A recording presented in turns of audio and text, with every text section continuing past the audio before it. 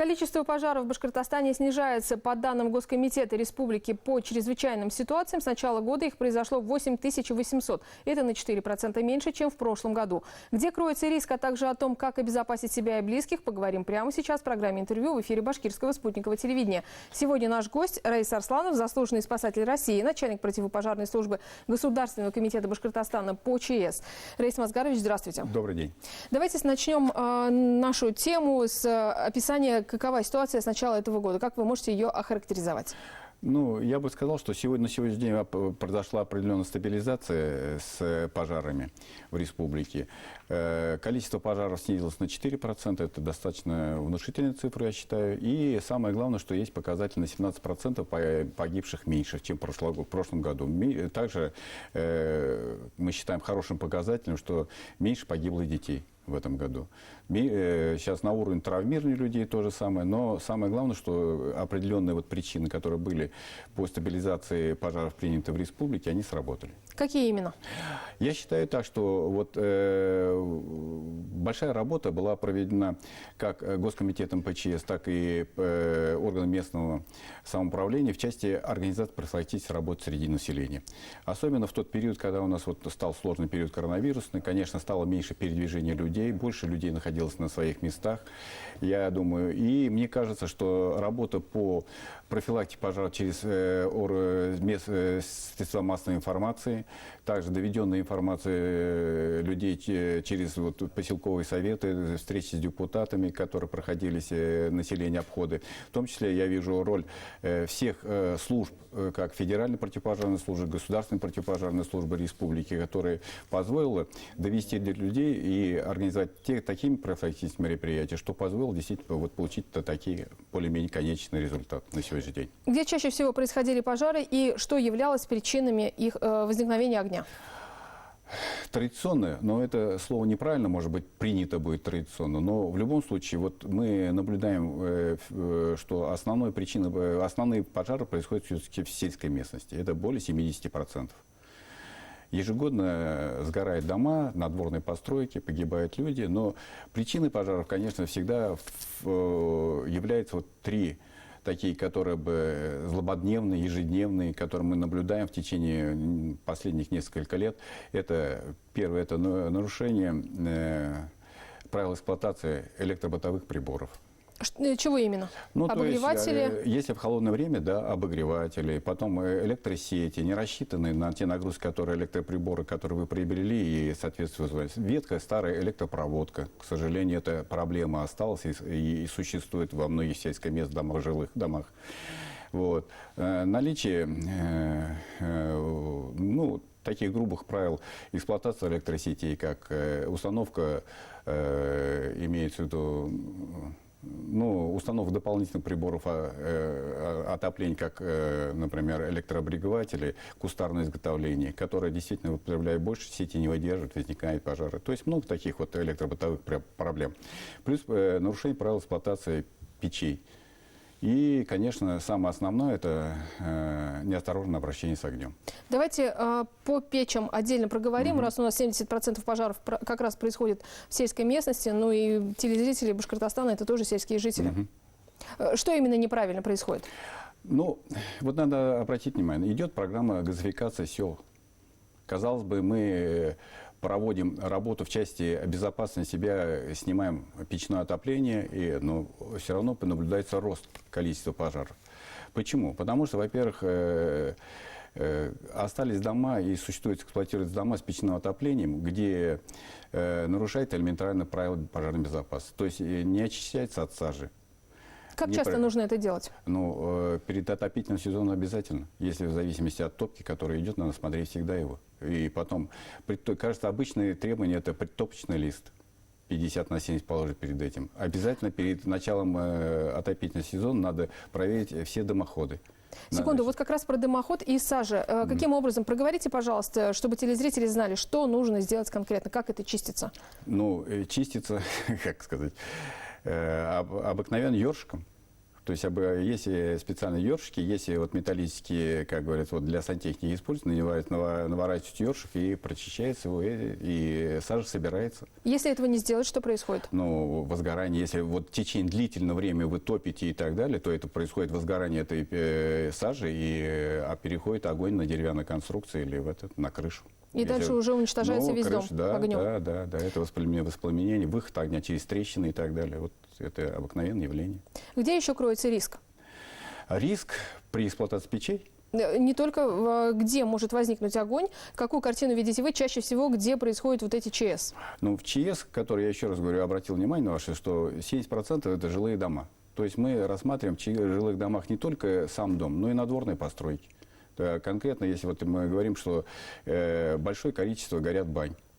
Потому что мы повсеместно, что в больших домах, то есть которые строим из кирпича, рядом деревянные бани ставим, и в сельской местности, где нет коттеджев, может, таких коттеджных поселков, то же самое, горят бани. Это самые часто возникающие явления, которые у нас происходят. А здесь чаще всего из-за чего? Ну, тоже из элементарных. Или нарушает длительность топки, времени топки, бесконтрольность. Плюс ко всему использование легкого воспламеняющих жидкостей. Ну, захотелось быстрее баню затопить. Розжиги, сырые дрова, я хочу затопить ее быстрее. Но получаем обратный эффект и результаты. Вот элементарное нарушение правил пожарной безопасности. Много ли пострадавших при пожарах в банях?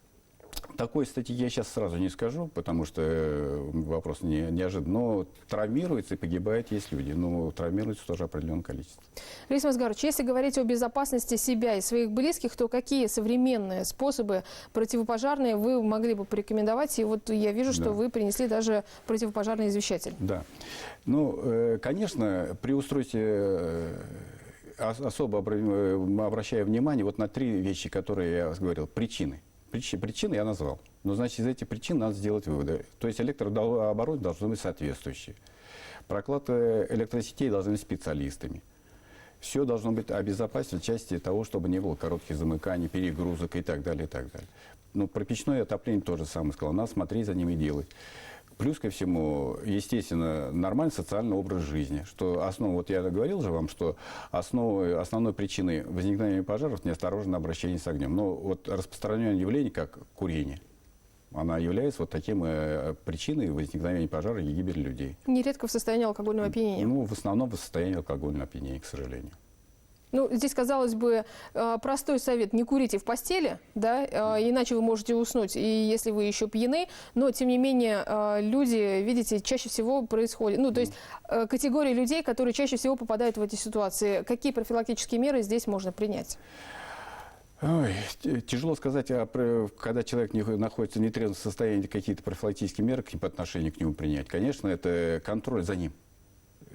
Кто знает, что... Но у нас, к сожалению, много одиноко проживающих и ведущих не антисоциальный образ жизни тоже встречаются люди, которые вот погибают, то они в основном.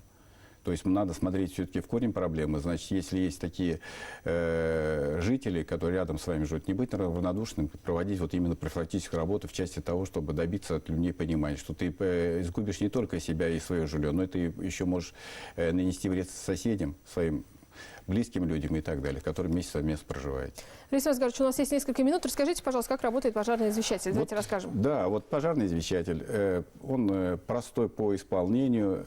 Домовой пожарный извещатель. При поступлении, по возникновению пожара, вы знаете, происходит задымление помещения, при поступлении дыму вот, в эту камеру происходит его срабатывание. Он начинает пищать. Он начинает громко, не просто пищать, он громко дает звуковой сигнал. Громкий звуковой сигнал, который показывает, что возник пожар. Пожар. То есть человек не просто пищит, а он громко звенит и показывает, что надо принимать какие-то меры. Вот последний случай, который был в Авделинском районе в августе месяце, по-моему, там женщина спала, и где-то произошел короткое замыкание то ли на электросчетчике, и возник пожар. Естественно, услышав вот эту домовую работу домового извещателя, вышла из дома, соответственно, предупредила соседей, и в свое время успели потушить пожар, и человек остался жив. И таких примеров я могу сказать так, что больше 400 человек уже у нас были спасены в результате работы в этом году. Нет, за тот период, который мы установили. Сейчас мы установили больше 200 тысяч этих извещателей по республике.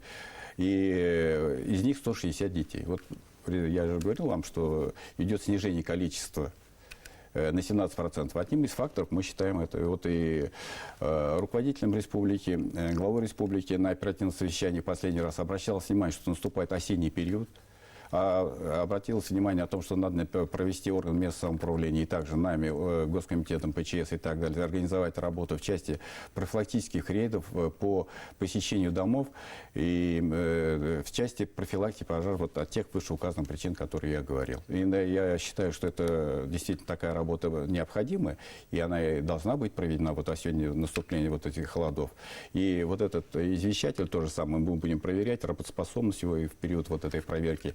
И пытаться еще раз, не пытаться, а будем еще раз рекомендовать для того, что у нас есть несколько категорий, которые можно даже устанавливать за счет средств, которые выделены республикой на эту программу, устанавливать такие извещатели. Ну, кроме того, что льготники получают вот эти пожарные извещатели, любой человек может их купить. Доступны они порядка 300 рублей, от 300 рублей, да? Где можно приобрести? Есть специализированные магазины, которые вот электроникой торгуют, и вот где они находятся в наличии. То есть он даже не 300, он от 250 рублей, даже мы иногда в других магазинах и меньше бывает. То есть мы даже предлагаем, например, такие программы, вот у нас председатель Государственного комитета Гумеров Фарид Рифович, он всегда говорит, сделайте подарок вот студентам и так далее, молодежи, сделайте подарок своей бабушке. Поехали в гости к родителям, подарите им подарок. Что вы хотите привезти? Конфеты? Да, хорошо. Но привезите еще и вот этот извещатель.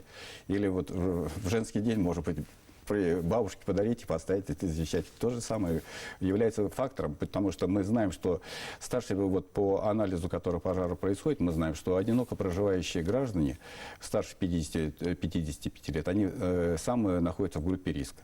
И, соответственно, вот вышло постановление правительства, которое внесло изменения. Вот такая группа людей, которые живут одинокие, именно одинокие, проживающие одни, не прописан кто-то, и они считаются одинокими. И старше 55 лет за счет бюджета республики вот эти извещатели у нас устанавливают. Спасибо большое, Раис Мазгарович. Я напомню, что гостем программы «Интервью» сегодня у нас был заслуженный спасатель России, начальник противопожарной службы Государственного комитета Башкортостана по чрезвычайным ситуациям Раис Арсланов, и мы говорили о противопожарной безопасности. Берегите себя и своих близких, оставайтесь на БСТ.